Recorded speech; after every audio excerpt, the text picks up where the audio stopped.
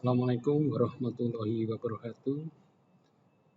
Selamat berjumpa kembali di program KMI USM pada materi transformasi digital. Di sini nanti kita akan pertemuan ke-8 tentang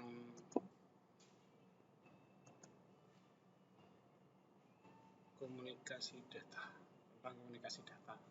Jadi perkenalkan, nama saya Surono, Skom Mkom. Di sini saya ditugaskan untuk memberikan materi tentang komunikasi data. Capaian pembelajaran yang diinginkan, mahasiswa mampu memahami tentang konsep dasar komunikasi data. Mahasiswa mampu memahami perkembangan komunikasi data. Ya, untuk rujukan,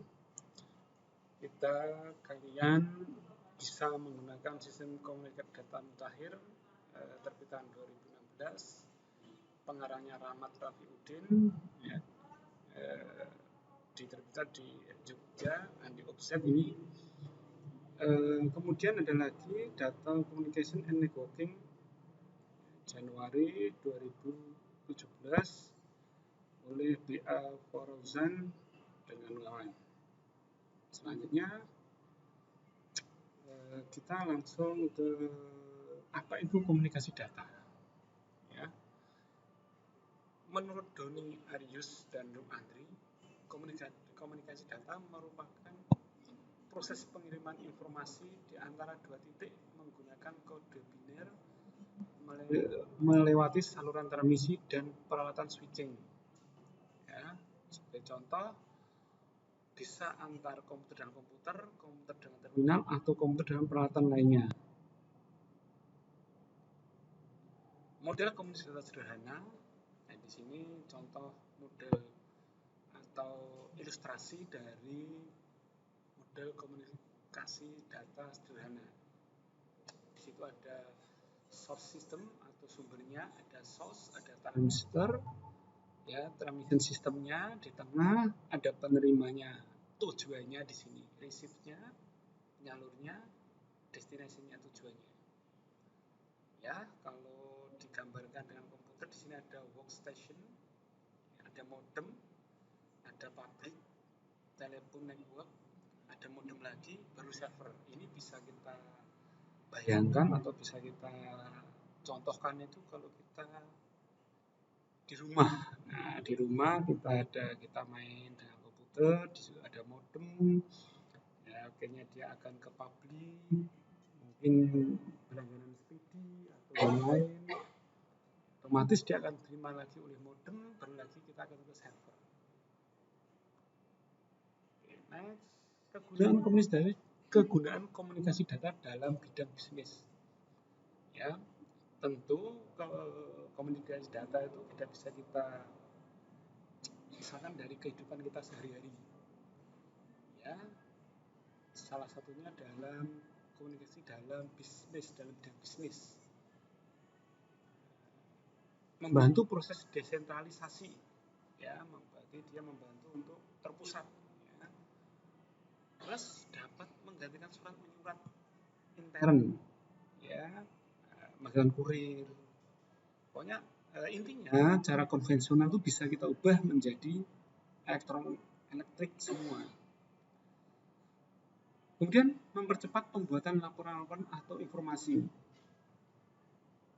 Mempercepat proses pengiriman dan pengumpulan data. Tujuan komunikasi data, ini tadi kegunaan, sekarang ini tujuannya. 1. Memungkinkan menyalurkan informasi secepat mungkin dengan kesalahan sedikit mungkin. 2. Memungkinkan pengiriman data dalam jumlah besar dan adalah efisien, tanpa kesalahan dan ekonomis dari suatu tempat yang lain. 3. Memungkinkan pengguna sistem komputer dan peralatan pendukungnya dari jauh atau remote komputer. 4. Memungkinkan penggunaan sistem komputer secara terpusat. atau tersebar, sehingga mendukung manajemen dalam hal kontrol baik desentralisasi maupun sentralisasi. 5. Mempermudah kemungkinan pengolahan dan pengaturan data yang ada dari berbagai sistem komputer. 6. Mengurangi waktu untuk pengolahan data. 7. Mendapatkan data langsung dari sumbernya. 8. Mempercepat penyebarluasan informasi. 9. Mengintegrasikan semua jenis komunikasi menjadi satu sistem, yaitu Circuit Digital Network atau jaringan digital pelayanan terpadu. Nah, ini saya kira dari tujuan komunikasi dari 1 sampai 9 ini cukup jelas. Ya. Bisa kita membayangkan ya, atau bisa kita berlogika ya dengan ini ya. Oke. Komponen dasar sistem komunikasi data. Ini komponen dasarnya ini. Komponen dasar sistem komunikasi data minimal ada 3 macam, yaitu pengiriman, media transmisi, dan penerima. Harus ada 3 macam ini ya. Ada transceiver, ada pengirim, ada media transmisi, dan penerima receive. Di sini saluran transmisi ini ada terminal, ada modem, ini pengirimnya, penerima pasti juga ada modem, ada sistem ya, saling terkait. Ya, modem ini paham ya, ini bentuk dari saluran transmisi. Ya, ada 3 tadi itu, pengirim, transif, medianya, dan penerimanya. Pengirim merupakan pemancar atau pengirim informasi. Dia yang pemancarnya atau pengirim informasinya atau datanya. 2. Media transmisi. Media transmisi adalah media yang digunakan untuk menyalurkan atau mengirimkan ke tempat tujuan penerima. Secara umum media yang biasa dipergunakan adalah saluran fisik atau kabel, bisa kabel ya, udara dan cahaya, logik, aplikasi. Medianya ya, kalau kita contoh di rumah itu kan pasti ada kabel FO yang rumah kita punya sambungan telepon, nah seperti itu. Penerima, receive, alat yang digunakan untuk menerima informasi yang dikirimkan. Nah ini alat penerima itu sama, pasti juga nanti dia ada kabel, ada modem, nah setelah itu sama aja.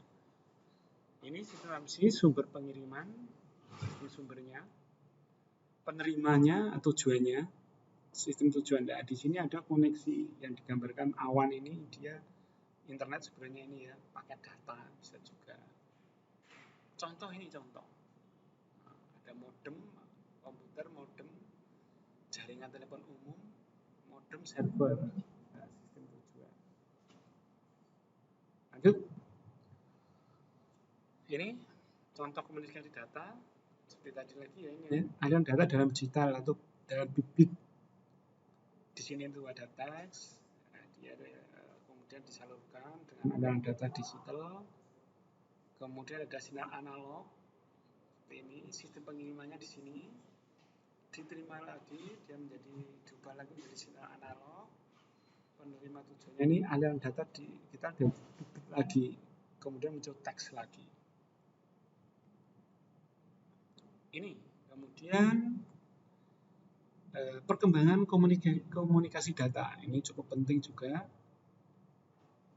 Perkembangannya komunikasi data, perkembangan teknologi di komunikasi data adalah pada awal abad 3000 sebelum Masehi. Simbol-simbol perkembangan teknologi komunikasi selanjutnya adalah dengan terciptanya alat-alat penghasil bunyi dan isyarat seperti gendang, trompet, dan lain-lain, dan juga isyarat asap sebagai peringatan terhadap bahaya. Nah, ini ada dulu kita kalau pramuka itu ada kode Morse, nah itu sama sebenarnya ya, isyarat. Internet ditemukan tahun 1967. Tahun barulah dirilis secara bebas itu 986. Internet pada dasarnya adalah suatu media yang, nah ini media dipakai untuk menginvestigasi proses komunikasi data yang disambungkan lewat berbagai aplikasi misalnya web, VoIP, email. Web Purbo 2006 ya. Ini internet ya, medianya pengiriman komunikasi data dengan internet. Nah, ini ya. Kecepatan internet cukup berpengaruh dalam perkembangan komunikasi data. Pada dasarnya, proses komunikasi data melibatkan dua titik yang cukup penting dan menjadi pusat dari pengiriman data sekaligus informasi. Proses ini dapat terjadi ketika terdapat saluran transmisi atau media penyalur melalui peralatan tertentu seperti jaringan kabel, jaringan sinyal seluler, dan lain-lainnya. Perkembangan komunikasi data tidak bisa lepas dari perkembangan teknologi jaringan komunikasi data seluler. Kalau kita amati, kalau kita ikuti, ya perkembangan teknologi sangat pesat sekali, ya, terutama teknologi komunikasi data seluler. Ya, data seluler 1G. Nah, ini dikomersilkan perusahaan Jepang, Nippon Telegram dan Telepon 1979. Hanya bisa melakukan panggilan suara. Ini 2G, ya 2G, di mana jaringan 2G dia pertama kali dikomersilkan di Finlandia menggunakan teknologi Global System for Mobile Communication (GSM). Nah, mulai ada kata GSM ya tahun 91 ini. Jaringan 2G menawarkan bandwidth 30 kHz hingga 200 kHz. Ya, selain itu, jaringan ini turut memungkinkan pengguna untuk mengirim pesan SMS dan MMS meskipun dengan kecepatan rendah hingga 64 kbps. Oke, saya kira tahun 91 ini kita belum menikmati ya. Saya pun belum menikmati, belum tahu ini. Terus dilanjutkan dengan 2,5G. Ya. G itu apa? G itu generation ya, generasi. Ya. Generation menghasilkan kecepatan data hingga 144 kbps, memungkinkan pengguna untuk mengirimkan dan menerima pesan email dan menjelajahi web. Oke, kemudian teknologi 3G ya, ini generasi ketiga diperkenalkan oleh NTT Docomo tepatnya tahun 2001. Nah, ini mungkin kalian sudah mulai familiar ini. Memiliki kemampuan transfer data 4 kali lebih besar dengan kecepatan rata-rata mencapai 2 Mbps dan kecepatan maksimum hingga 14 Mbps. Pengguna pun dapat mendengarkan musik, melakukan panggilan, mengirim pesan teks, melakukan pencarian melalui internet, menggunakan perangkat seluler mereka. Nah, 3G ini saya kira masih ada ya ini ya, sampai sekarang ya.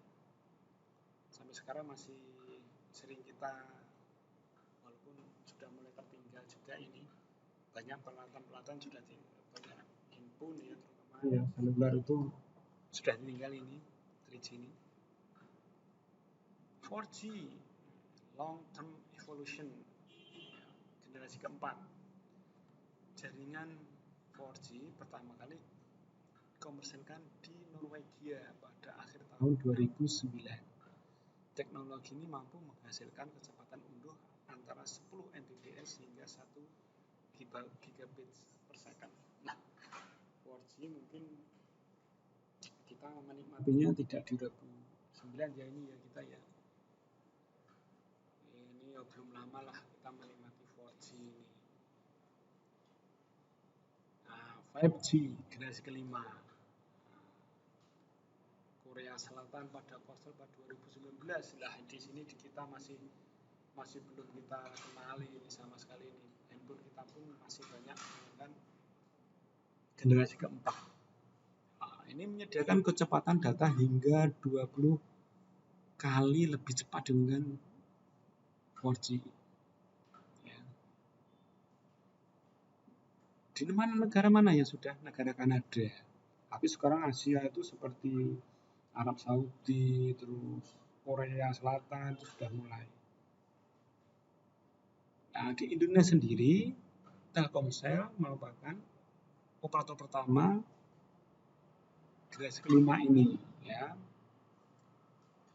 Dia tapi masih terbatas, dia masih bisa diakses hanya di ITB, Telkom University, Jawa Barat, ya, dan Telkomsel Smart Office Jakarta. Jadi belum semua. Semarang pun masih kayaknya jarang ya, mungkin di Telkom sendiri mungkin ya. Oke, ini nanti ini apa yang bisa dilakukan oleh internet 5G ini nanti bisa kita lihat pas kita di pertemuan online ya, kita tatap muka online ya. Nah, ini generasi keempat versus generasi kelima, ini juga ada perbedaan-perbedaannya. Ini generasi kelima ini keren nih sebenarnya. Ya, saya kira seperti apa untuk komunikasi data saya kira cukup. Sampai ketemu lagi di pertemuan online tatap muka dengan Zoom ya, nanti ya tanggal 26 Agustus. Terima kasih. Wassalamualaikum warahmatullahi wabarakatuh.